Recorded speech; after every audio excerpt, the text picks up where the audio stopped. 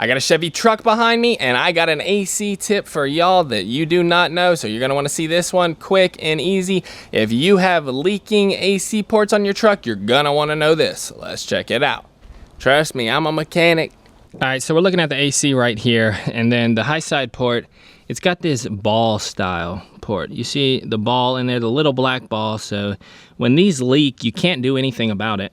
And you know, you gotta drain the whole system, but there is an upgraded Dorman part that allows you to change the little valve out in there so that you don't have to drain the whole system. So the low side port, I mean, you can swap that out easy. You know, it's got a little schrader valve in there, no problem. But the high side port, if that leaks, you gotta drain the whole thing out. So I have a trick for that. In your standard replacement kit, they will give you one with a little plastic ball in there. You don't want that one, you need to get the Dorman one, and I'll show you that. All right, so here is the Dorman part on the right here. You can see it's got a schrader valve in the inside. The standard replacement's got a black plastic ball in there. They leak. Once they leak, you can't replace them. You got to drain the whole system. So that schrader valve one right there is much better, much better. There it is. You can see you can get a special tool to screw in, and then you can just replace the schrader valve without draining the whole system. Here is your part number right here, Dorman 800-955. So I put these on all these Chevy trucks.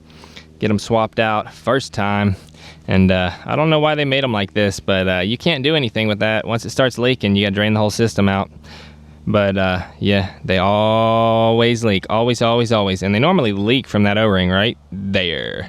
So they just screw right into the AC high side right here. Now you got to make sure everything is drained out before you take the system apart, but we'll get a socket on there and get everything tightened down, get it charged back up, and if we have any leaks in the future, which we won't, then we can just replace the little valve on the inside. So that's a great tip. Unfortunately, you gotta drain the whole system, but once you get it swapped out, you will be much better off in the future. I'll check you on the next Chevy truck tip video. Don't forget to drop me a huge thumbs up down below. Don't forget to subscribe for more Chevy truck tip videos in the future. Later.